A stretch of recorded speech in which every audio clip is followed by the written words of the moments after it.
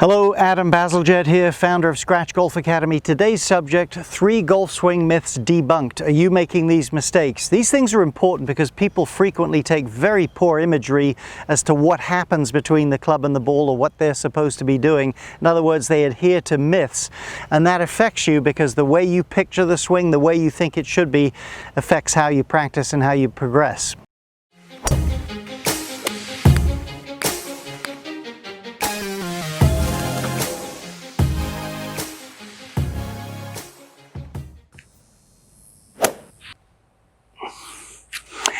Okay, myth number 1 on our list, and that is the more you hit down, the higher the ball goes. That is absolutely not true. In fact, it's the opposite of what's true.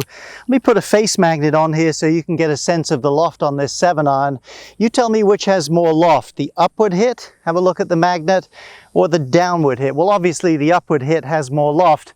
So why do people tell you need to hit down on the ball? Like all myths, the most dangerous ones are the ones that have truth in them. And this one also has a little truth, as you'll see the other two as well. Let's have a close-up look as to why you do need to do that a little bit, but not too much if you want to get the ball in the air. So here's a 9-iron and a ball on the fairway. If I hit up at this ball, I'm going to blade it. So I have to lean the shaft a little bit, which basically means I'm hitting down on the ball just enough for solid contact, but I don't need to add any more to that and just take loft off the club. Now, a situation perhaps, let's say where the ball's sitting in a bit of fluffy grass like that, you're trying to hit a high soft shot by the green. Let's picture this as a more lofted club. Don't hit down on it. Slide more under it when there's room under it if you're trying to hit it high.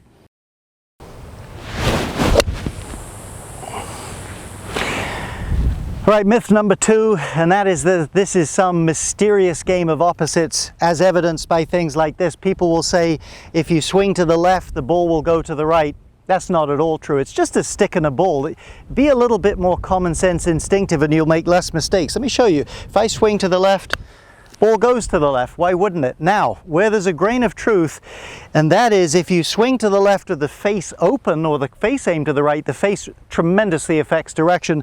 The ball will start more here and typically curve a lot in that direction.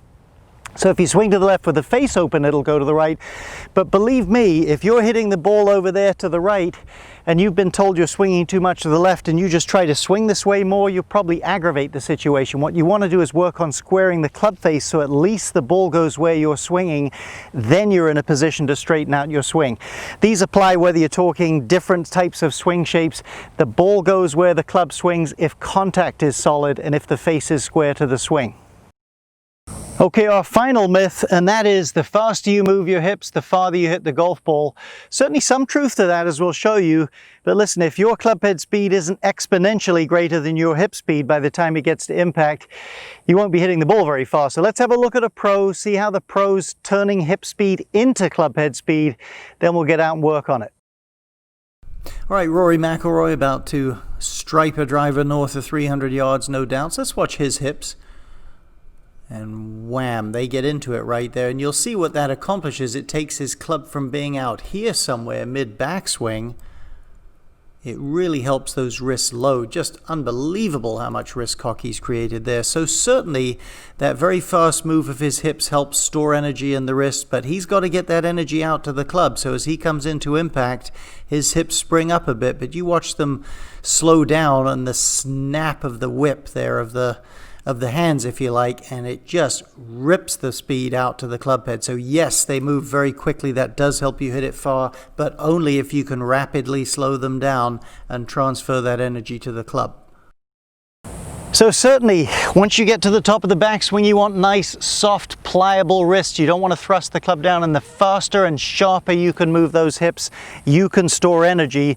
But once you've done that, it's all about the club head, getting speed to the club head at the moment of contact. Let's try a shot.